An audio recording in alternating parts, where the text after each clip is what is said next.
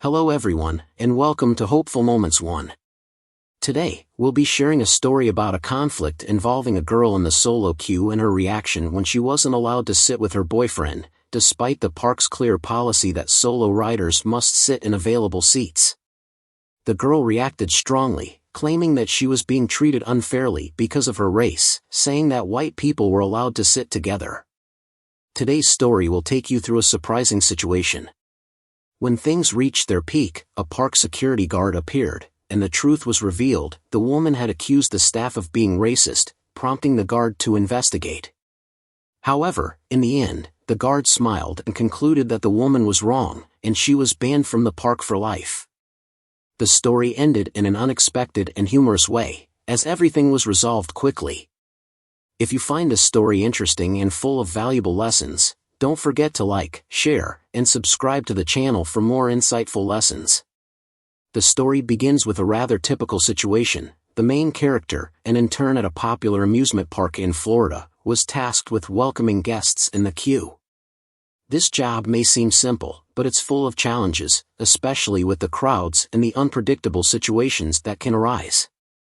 The large family the main character meets seems to be enjoying a fun holiday, with colorful family uniforms creating a warm and lively atmosphere.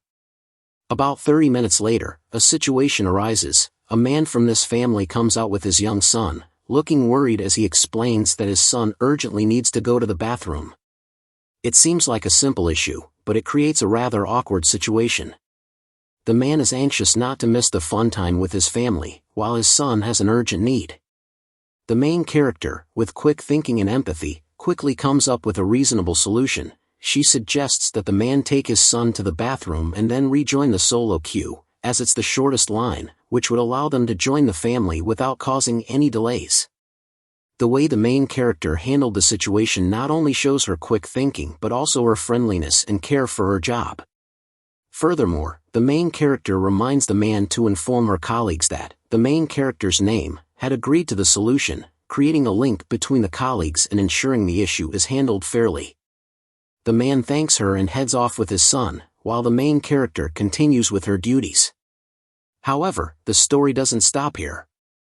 What seemed like a simple situation would soon turn into a tense confrontation with unexpected circumstances as the main character continues her journey at the amusement park. After completing her task of welcoming guests in the queue, I had a short break to catch my breath before returning to work. This was a rare moment of relaxation during a busy day. When I returned to work, I was assigned a new role as the seat arranger, the person responsible for seating guests on the rides. This job was both fun and challenging, as it required quick thinking and precision. When I received this task, I knew it wouldn't be an easy job. It was like playing a game of Tetris with people, where I had to quickly arrange them into the right spots without disrupting the flow of the ride. I had to move fast because the ride never stops, and there was no time to waste. It was a challenge of organization and accuracy. The ride I worked on had a simple seating system, but it could easily become complicated with many participants.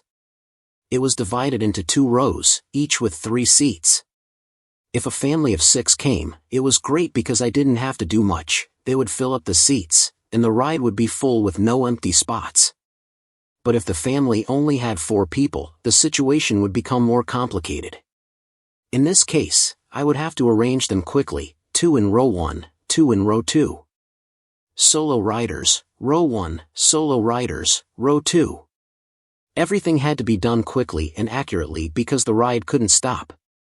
To do this, I needed not only good observation skills but also an understanding of how to arrange the seating while staying calm throughout the process. A small mistake could disrupt the ride or cause inconvenience to participants. So, accuracy and the ability to handle situations quickly were crucial. Although this job was stressful, I found it enjoyable because every time I completed seating, it felt like I had completed a challenge. The quickness and smooth coordination between the team members were also key factors in helping the job get done efficiently. However, as I was focusing on doing my job quickly and accurately, I didn't expect that an unexpected situation would soon make everything more tense than ever.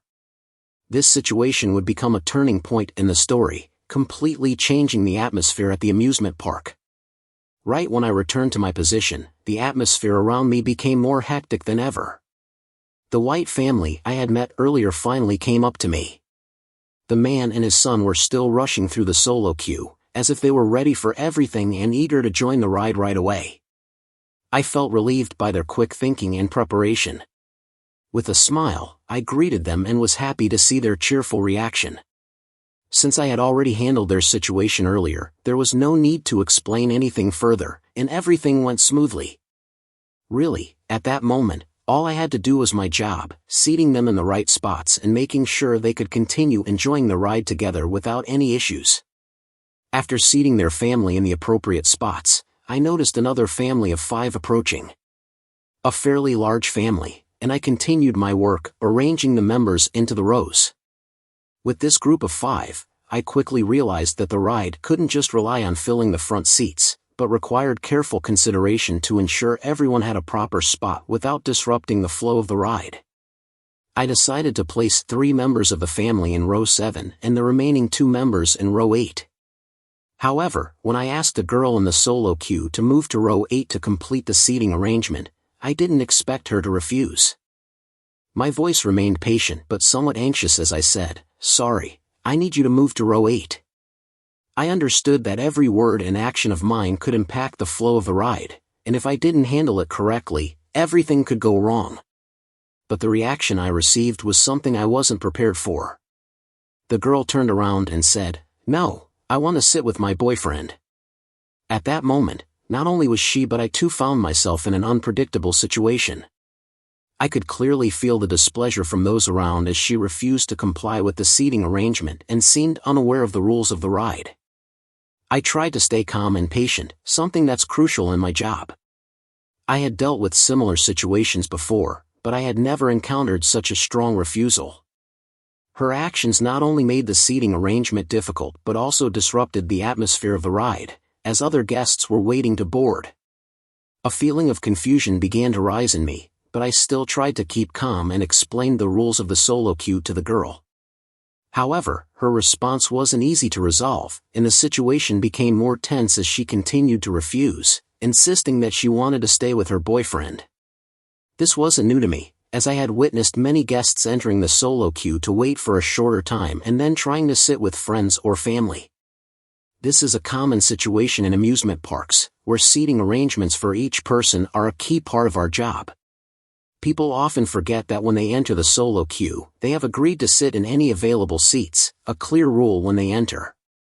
But some people forget this when they see the opportunity to sit with loved ones, creating issues for us. As the girl continued to block the solo queue, refusing to move and loudly criticizing me for reasons I couldn't understand, the atmosphere around us suddenly became tense.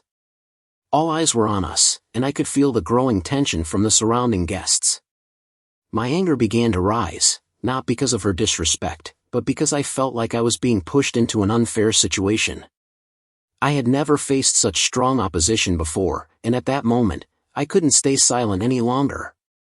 Everything seemed to be getting out of control. But just then, the girl shouted with a voice full of resentment, "Why do you let white families sit together but not me? How can I accept this?" Everything seemed to freeze in that moment, and the air around us became still, with only the heavy breaths of those standing nearby. Everyone's gaze seemed to fall on me, waiting for the next reaction. But instead of continuing the argument, I heard a voice from behind, like a ray of light piercing through the dark cloud. "Go to the break room and take a deep breath, calm down," he said gently but firmly, walking over to me and stopping me. At the moment I was preparing to confront the situation assertively, the security guard entered. It was a crucial moment, a moment when I knew the situation would no longer be chaotic, but also a moment when I felt the exhaustion in my body, as the tension seemed to have reached its peak. However, the girl not only refused to accept my explanation but also stood still in the solo queue, blocking the way for others. At this point, the people around us began to get frustrated, and I felt the pressure to resolve the situation quickly to avoid wasting the time of other guests. The girl still refused to move, and her boyfriend stood beside her, looking confused and helpless in this situation. I couldn't let the situation drag on for too long because it was affecting not only my work but also the other guests who were waiting. I continued to explain once more, gently but firmly, "Sorry, I need to ask you to sit in an available seat or leave the queue." I tried to stay calm and polite, but I could clearly feel that the girl didn't want to understand and continued to oppose my decision. She still insisted on sitting with her boyfriend. This was the moment when everything started to get more tense, as I realized that if I didn't resolve this quickly, not only would the atmosphere of the ride be affected, but the entire park's operations would also be disrupted. As she continued to refuse and insist on staying with her boyfriend, I felt my patience beginning to run out. I repeated my request once more, trying not to let my personal emotions affect my work. "Please step out of the queue."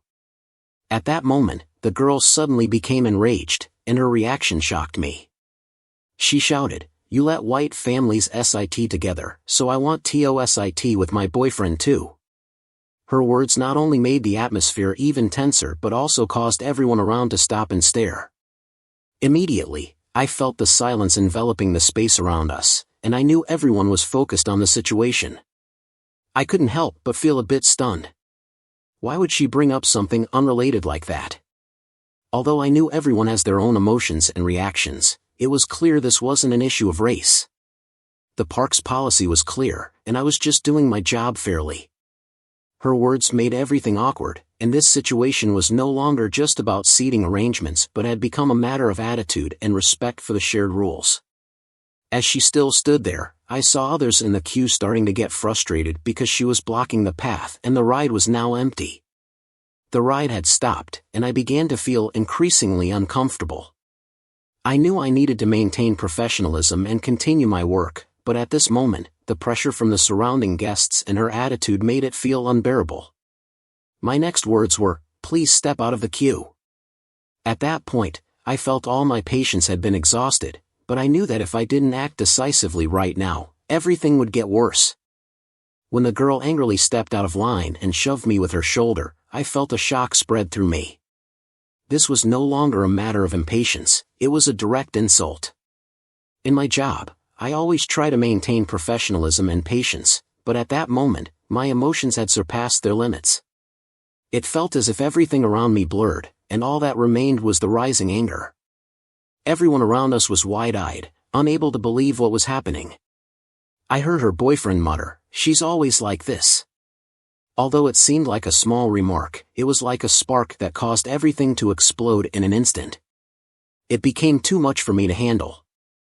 I couldn't take it anymore and was about to confront her, but just as I moved closer, one of my coordinators, ran up as if she was in a marathon. She knew me well and understood the situation. Everyone around knew that I could get angry easily, and if something happened, I would react strongly and decisively. But he wouldn't let me handle this alone. She came up to me and immediately said, "Go to the break room, take a breath." Even though I wanted to stand my ground and not back down, I understood that if I stayed in this state, things would only get worse. He helped me realize that I needed to calm down to handle everything rationally. As I was trying to breathe and regain my composure, some customers started shouting, claiming that the girl had assaulted me and they were ready to give statements. This only made the situation even more tense. A little while later, the police were called. I couldn't help but feel worried, knowing that things had escalated to this level, but at the same time, I also felt relieved that I wasn't facing this situation alone. When I entered the restroom, I couldn't hold back my emotions. I was shaking, and tears were flowing, but it wasn't because of fear or sadness. It was pure rage, an intense anger so strong I felt like I wanted to charge into battle. I couldn't understand why the girl had behaved like that. I was just doing my job, simply following the park's rules, and I was being treated so unfairly. The frustration and tension left me with no choice but to release my anger. When I returned to the break room, one of my managers informed me that I wasn't at fault in this situation, but the police still needed a statement to continue the investigation. I immediately agreed, without any argument. I knew things had gone too far, and the authorities needed to step in to clarify everything. When the police officer entered, I couldn't help but notice him. He was Spanish and very handsome, which made me feel a little more at ease in this tense situation. Although I didn't expect any comfort from him, his presence felt like a bit of gentleness in the middle of the crisis.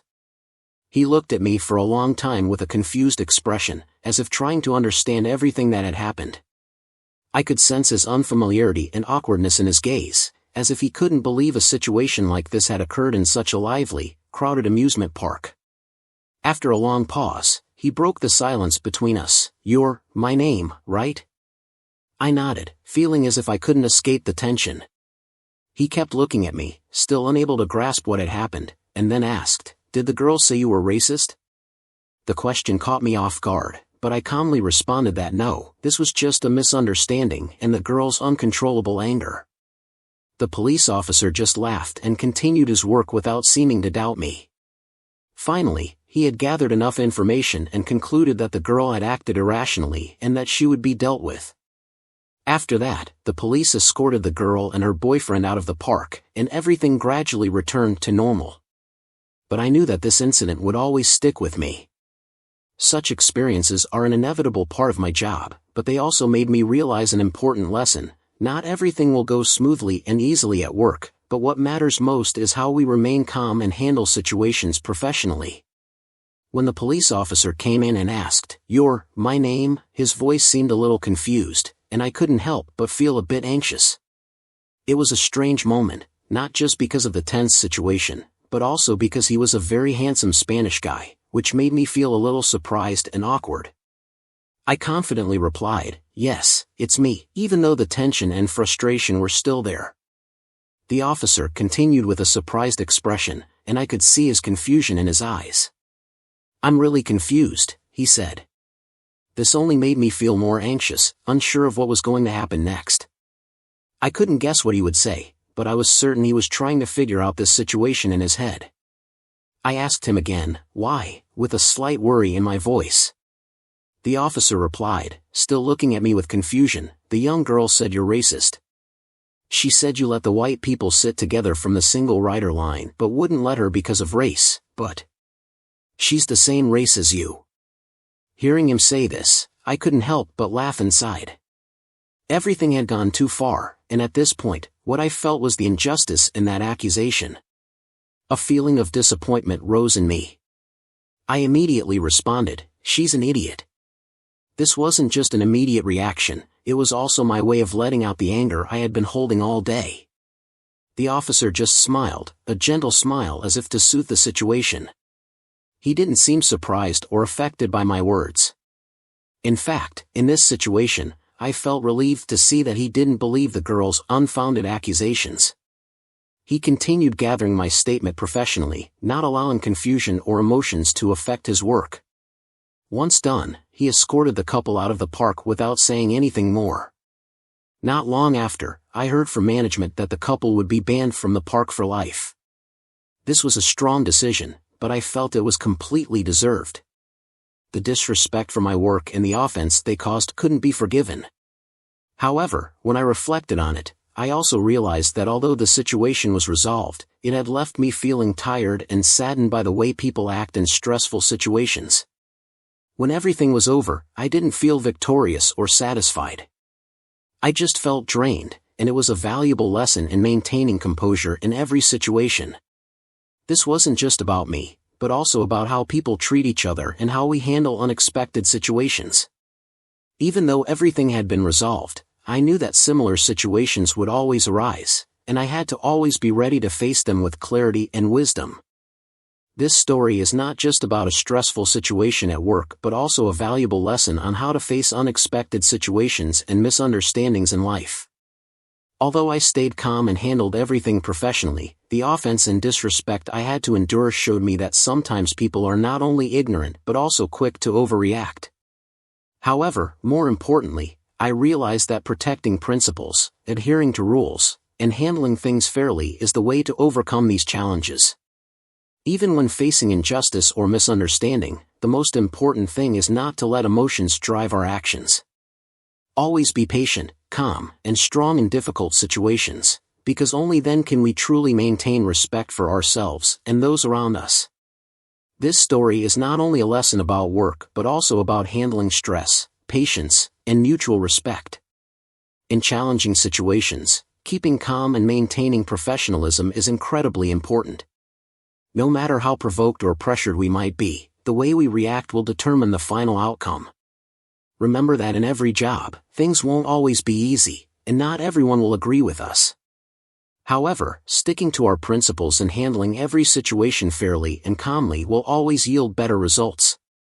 This story also reminds us of the importance of empathy and understanding. No one wants to face disrespect or injustice, but when confronted with such situations, how we stay calm and resolve the issue will help us learn and grow. Always respect common rules, while also listening to and understanding others. That is how we become not only good at our jobs but also individuals who can create a positive and fair work environment.